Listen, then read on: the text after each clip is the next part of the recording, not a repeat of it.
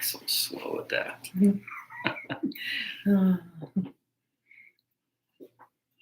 Well, here we are, the 5th of July. Happy 5th of July. 5th of July.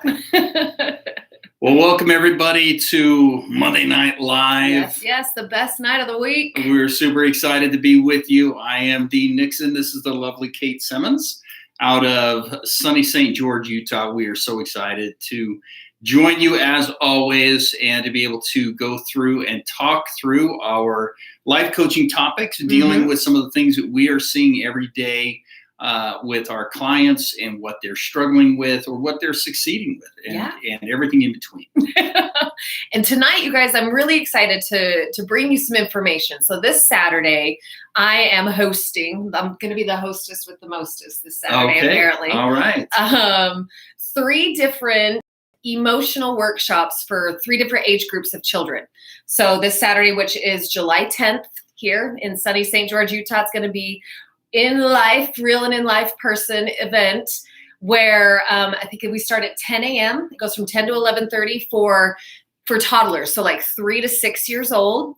That's the first age group that we have. Yep. And then from 7 until 11 goes from 11:30 to 1. And then we've got our teen leadership, which we're just going to take the information and make it digestible for the different age groups. But the topic that we're going to talk to you about is what it is that we're going to be telling the kids about this week, which is how to understand their emotions.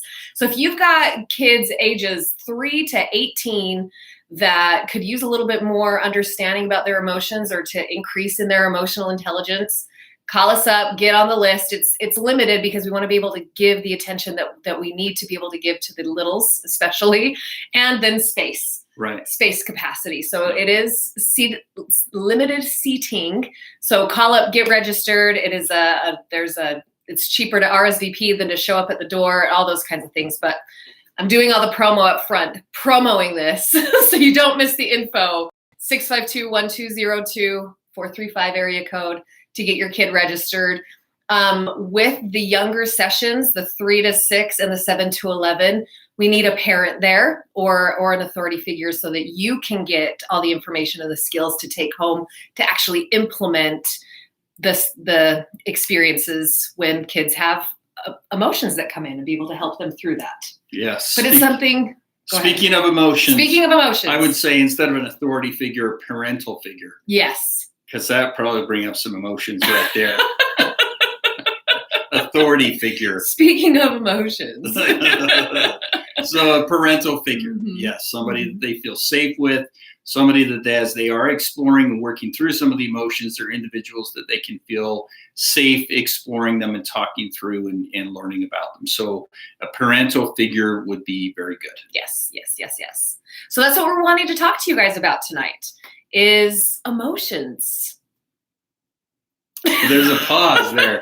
I thought you were going to keep going. I just feel like there's like 7 different highways we could go down with emotions. I love that we're really addressing this because right now we've never needed this type of information more than we do today. Our young men and women, our children are going through emotional upheaval and emotional experiences that they've never experienced. This is very different than we've ever been through in the history of our humanity. And a lot of it is for several different reasons. One of the main reasons is because how globalized we are as humans nowadays. Everything that happens on this sphere, on this rock, on this globe, is information that can be accessed at any given moment. It's not something that's just showing up later. And I always use the example of growing up and we'd have a volcano go off somewhere over in Greece or somewhere across the globe.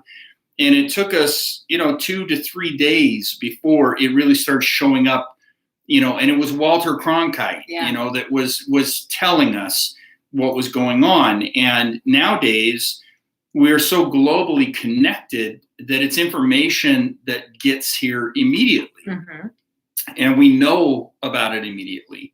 The second feature that is really added to the destabilization, as I call it, of our emotional state is the introduction of the interweb here and the access to technology. So Information when we were adults, or I'm sorry, when I was a kid, it was via the television, via newspaper, and both of those were controlled. Those were controlled by parents. The newspaper, you had access to the paper through your parents. Right. Your access to the television was through your parents with permission, etc. It was sitting down with them a lot of times. I remember in high school, we had assignments, to watch the news and read the newspaper. Nowadays, the news is showing up in feeds. And so that was huge. So there was kind of a gatekeeping going on with information and accessibility to information. So parents could filter it. Parents could filter what information was coming to children. And so the information and the emotional upheaval that was coming to children was not quite as traumatic because parents were able to filter it and determine, is this age appropriate for my child? So when there was crime, when there was death, when there was violation of humans, that type of information was being able to be filtered through adults' discretion. And so all of those things have changed. And again, via the interweb, now every single 6-year-old has, unfortunately, a cell phone. And these 6-year-olds are being exposed to all of this information quickly. You're able to see if a volcano erupts, across the globe, about it within a 5-minute period. It's showing up in everybody's feed. These 6-year-olds are being exposed to it. Right. They're being exposed to content that isn't being monitored necessarily, not because people are being neglectful, but because there's no monitoring or no boundaries, right? So if you look back at public broadcasting or television back in the day, Saturday morning cartoons, there were certain television commercials that couldn't be played. So they couldn't play cigarette commercials. They couldn't play beer commercials when I was a kid. Growing up, you could have cereal commercials. You could have silly putty commercials. But there was a lot of control and a lot of governing over it. But we don't have that on our feeds now. We don't have that type of stuff. So our children are being exposed emotionally to so much more than we ever were before. Well, we as parents are ill-equipped for this. Yeah.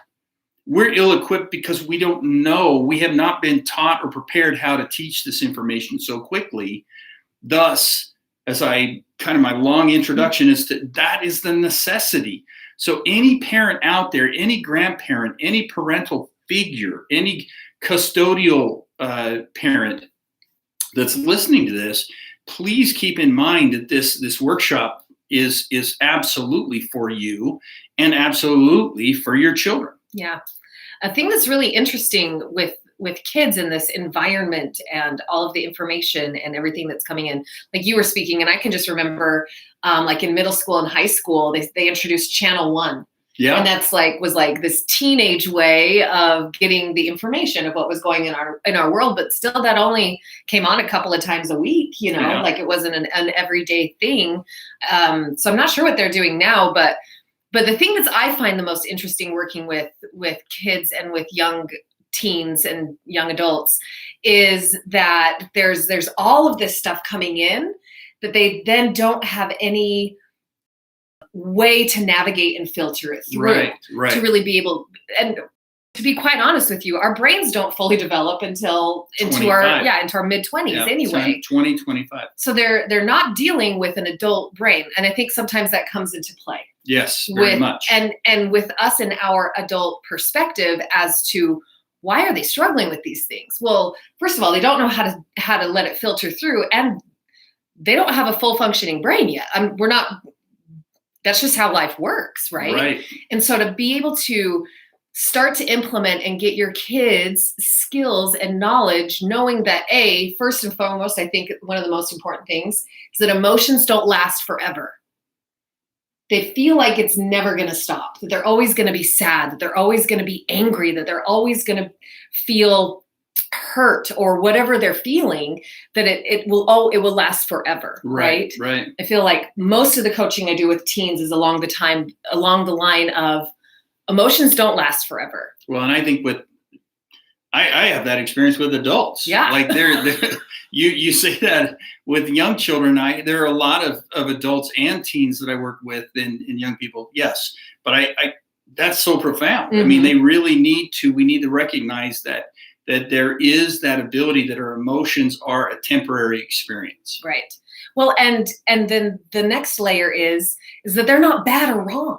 Yes. Right. Whatever it is that you're feeling is not bad or wrong. It's just information. It's an emotion. It's giving you beautiful, I call it treasure. Like when we're going on treasure hunts, right? In my office, looking for the gold in emotions, like it's giving you really, really beautiful treasure to look at and understand. Really good information. Yeah. So number one, it's not going to last forever, right? Number two is that it's just information. Yeah. And it doesn't mean that you're a bad girl or a bad boy because you're feeling these things. Like, and I think a lot of times that comes in for kids. And parents need this as well.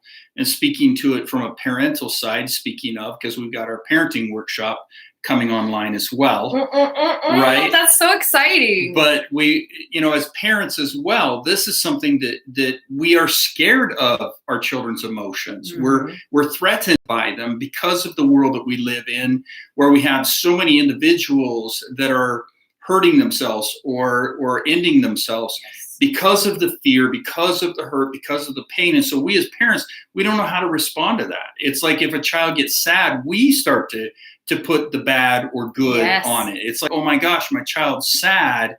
What have I got to do to change my child from being sad? So I'll see parents that are very quick to, instead of help the child understand the emotion and help them understand that it's okay to feel sad occasionally. And here's how we express sadness. And here's how we process sadness. And here's how we let sadness go. Instead of that, what I see parents do is, let me change it. Let me change it really quick. How do we change it?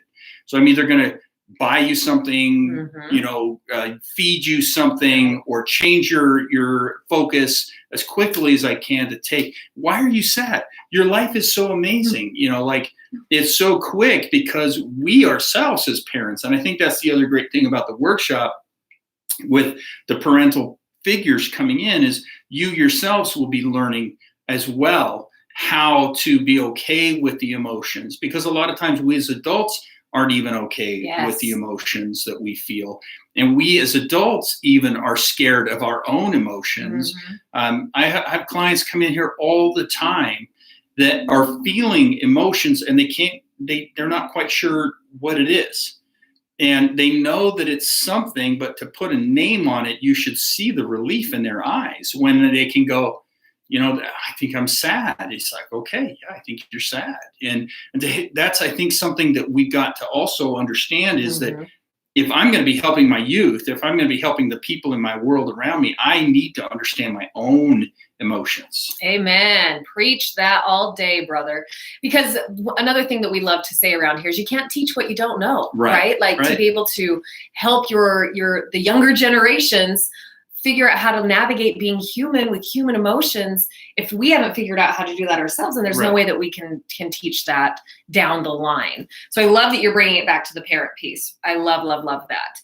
And I think that another really incredible experience in increasing your emotional intelligence, in understanding feelings and the role that they play, is that they are exchangeable. Right? Like they're palpable, their energy. So we talk about this often in our work and even on lives with you guys. Like, have you ever walked into a room and felt the energy in the room, felt the emotion in the room, right? Or been in a great space, having a great time, and someone walks in a bad mood and it shifts things, right? So it's another piece that's pretty key to help children understand, and for us as adults to understand, is that we tend to kind of rub off on each other. And to figure out when our emotions are ours or if we're feeling them from somebody else, but still the how is still the same, right? I love how you brought up how to teach them how to work through that, how to express it in a healthy way, right?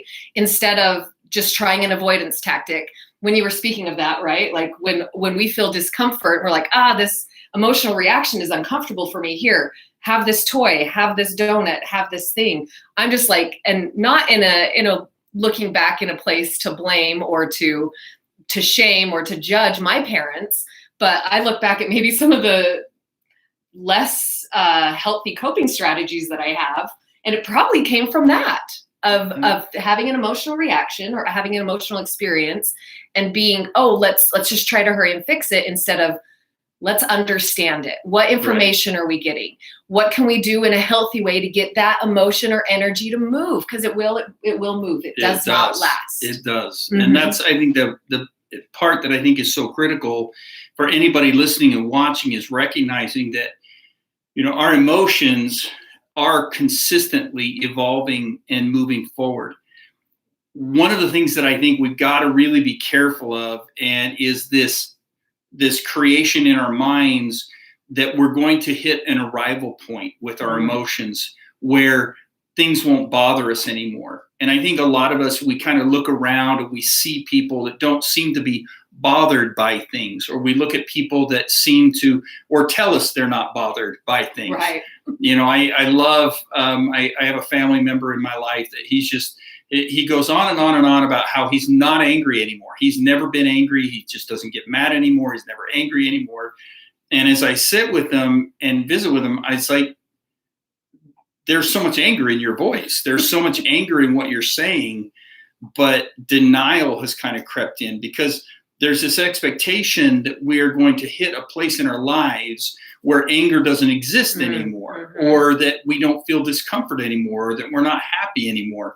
And here's the key, people, is we're never going to get to a point in our lives where we stop experiencing emotions.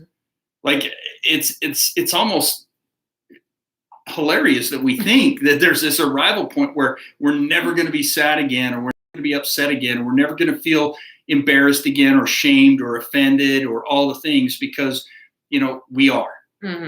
The key is, as we've been talking about, is to learn how to actually manage the emotions, not remove the emotions. And I think that's what everybody's looking for, is the removal of emotions rather than emotional management, and learning how to process through things in a productive, healthy way, to where I can release or let go, or turn something into a healthy feature, or move myself or others forward.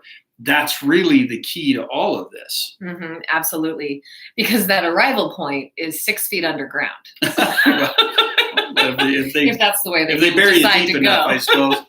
Yeah, it really is. I mean, we don't really stop, and even that is questionable. That's the best part. Who knows what happens after this? We don't know. A lot of different philosophies out there.